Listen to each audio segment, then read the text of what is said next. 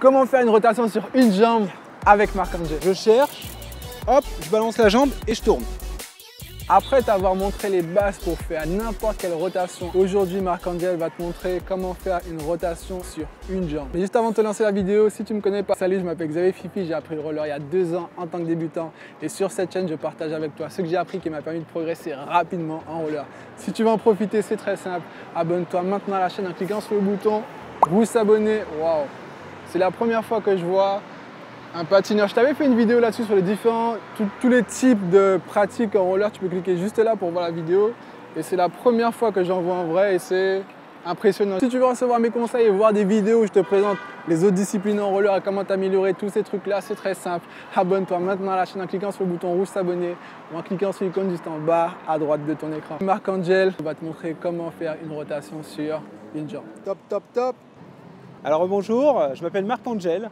Donc je suis un amateur de roller, j'adore ça, j'adore le slalom surtout. Et l'idée pour moi, ça a toujours été d'harmoniser danse et slalom sur de la musique. On va voir comment faire un spin sur un pied. Donc je vais le faire en dehors du slalom pour commencer. L'idée, c'est de partir sur son pied d'appui, en l'occurrence le mien c'est le droit, chercher un centre et le conserver. Alors pour une facilité, certains en line ont des platines en banane, quoi. Donc pour pas dire les marques, mais c'est une platine en banane qui permet d'avoir un pivot vers l'intérieur, avoir un point d'appui vers l'intérieur, ce qui va permettre une facilité de rotation. Donc là en l'occurrence, bon, j'ai les roues un peu usées, donc ça me permet de le faire, mais c'est très pratique.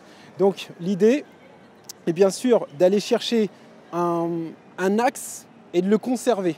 Et toujours essayer de conserver le corps bien droit pour avoir une belle rotation. Donc je prends mon élan, je cherche, hop, je balance la jambe et je tourne.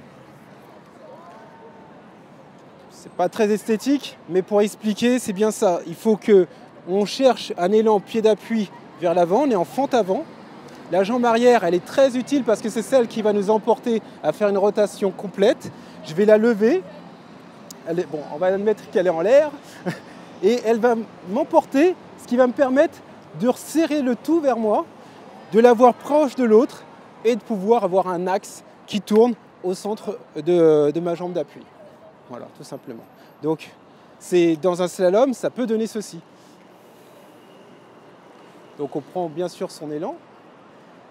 On cherche un axe, je vais reprendre en l'occurrence le plot qui est là, je vais tourner et je vais tout centrer sur cet axe-là.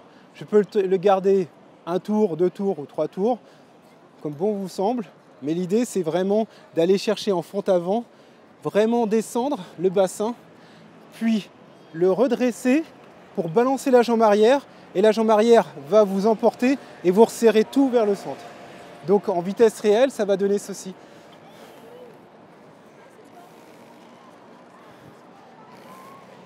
Hop, je prends mon élan, hop, et je recentre. Voilà, j'ai dû faire 2 tours, je sais pas, 3 tours. Voilà, c'est ça, c'est ça. Mais il faut se lancer. Dans tout ce que je montre, il n'y a pas d'hésitation à avoir.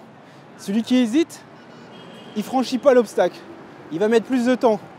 Il y a une barrière à franchir, c'est de oser et de ne pas avoir peur de la chute. De toute façon, à partir du moment qu'on a les rollers, on va tomber. Donc il faut balancer, il faut se tester, il faut chercher son équilibre et c'est comme ça qu'on apprend. Il faut chuter, mais en tout cas, on ne peut pas y arriver du premier coup, il faut tout envoyer. Je te remercie Marc. J'espère que tu as aimé cette vidéo, que maintenant tu te sens capable de tourner sur une jambe. Donne-toi à 100%. Si tu veux recevoir plus de conseils dans ce genre, c'est très simple.